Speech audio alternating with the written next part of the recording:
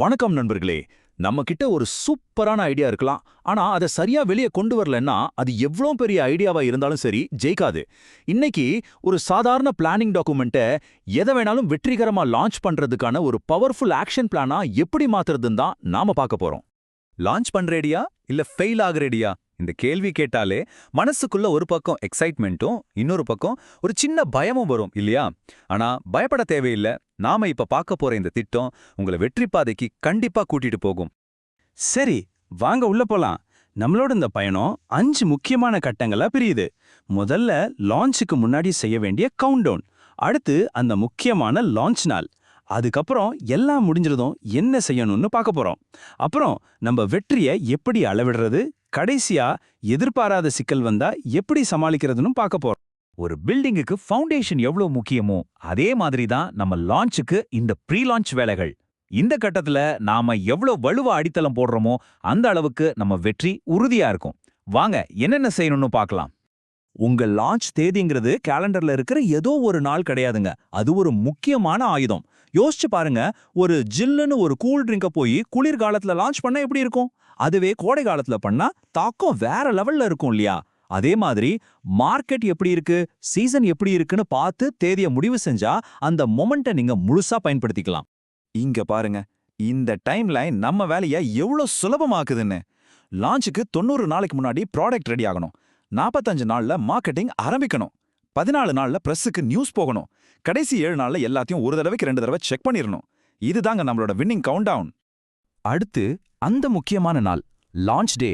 இத்தனை நாள் பட்ட கஷ்டம், போட்ட பிளான் எல்லாம் இந்த ஒரே ஒரு நாளுக்காக தான். இந்த நாள்ல ஒவ்வொரு விஷயத்தையும் துல்லியமா செய்யறது ரொம்ப ரொம்ப முக்கியம். உங்க லான்ச்சை 2 களத்துல நடத்தணும். ஒன்னு ஆன்லைன், இன்னொன்னு ஆஃப்லைன்.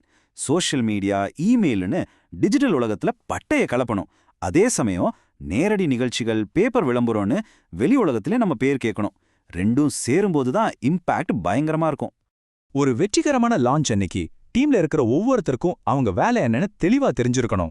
கம்யூனிகேஷன் டீம் தான் நம்மளோட வாய், அவங்க தான் மீடியா எல்லாத்தையும் பார்த்துக்கணும். டெக்னிக்கல் டீம் தான் நம்மளோட முதுகெலும்பு, சிஸ்டம் எல்லாம் சரியா வேலை செய்தான்னு பார்க்கணும். சப்போர்ட் டீம் தான் நம்மளோட கவசம், கஸ்டமர் கேள்வி கேட்டா உடனே பதில் சொல்லணும். எல்லாரும் சேர்ந்து வேலை செஞ்சாதான் எந்த பிரச்சனையும் இல்லாம ஜெயிக்க முடியும்.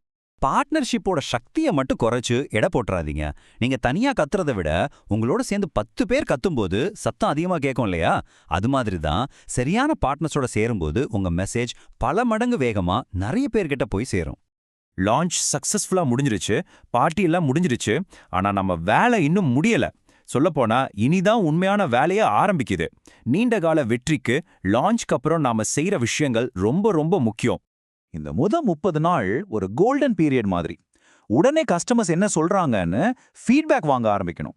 அவங்களுக்கு எல்லாம் பிரச்சனைன்னா சரி பண்ண நம்ம சப்போர்ட் டீம் தயாரா இருக்கணும். அப்புறம் ஆரம்பத்துல நம்ம பெர்ஃபார்மன்ஸ் எப்படி இருக்குன்னு ட்ராக் பண்ண ஆரம்பிக்கணும். சரி, ஒரு லான்ச் முடிஞ்சிருச்சு. நாம ஜெயிச்சமா இல்லையான்னு எப்படி தெரிஞ்சுக்கிறது? சும்மா மனசுல தோன்றதை வச்சு சொல்ல முடியாது இல்லையா? அதுக்கு தான் லான்ச் ஆரம்பிக்கிறதுக்கு முன்னாடியே வெற்றினா என்னன்னு நாம சில அளவுகோல்களை வச்சு வரையறுக்கணும். அப்போதான் நம்ம பயணம் சரியான பாதையில போகுதான்னு தெரியும்.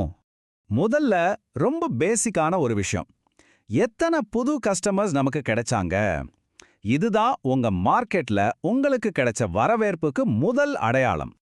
அடுத்தது காசு, பணம், துட்டு, மணி. சிம்பிளா சொன்னா நம்ம சேல்ஸ் டார்கெட்டை ரீச் பண்ணோமா? இது உங்க பிசினஸோட ஹெல்த்தை நேரடியா காட்டுற ஒரு முக்கியமான நம்பர். கடைசியா ஆனா ரொம்ப முக்கியமான ஒரு விஷயம், நம்ம பொருளை வாங்கினவங்க சும்மா வச்சிருக்காங்களா இல்ல உண்மையிலே யூஸ் பண்றாங்களா? ஒரு ஆப் டவுன்லோட் பண்றது மேட்டர் இல்ல, அதை தினமும் ஓபன் பண்றாங்களா? அதுதான் மேட்டர். இந்த ஈடுபாடு தான் நம்மளோட நீண்ட கால வெற்றிக்கு அடித்தளம். இப்போ எல்லாமே நாம நினைச்ச மாதிரி நடக்கலைனா என்ன பண்றதுன்னு பேசலாம். ஏன்னா ஒரு ப்ரொஃபஷனல் டீம் எப்பவுமே எதுக்கும் தயாரா இருக்கும். பிளான் பி வச்சிருக்கிறது பலவீனத்தோட அடையாளம் இல்ல, அது பலத்தோட அடையாளம். ஒரு மாற்று திட்டம், அதாவது கண்டின்ஜென்சி பிளான்னா என்ன? சிம்பிள். ஒருவேளை பிரச்சனை வந்தா நாம என்ன செய்ய போறோம்னு முன்கூட்டியே யோசிச்சு வைக்கிறது தான்.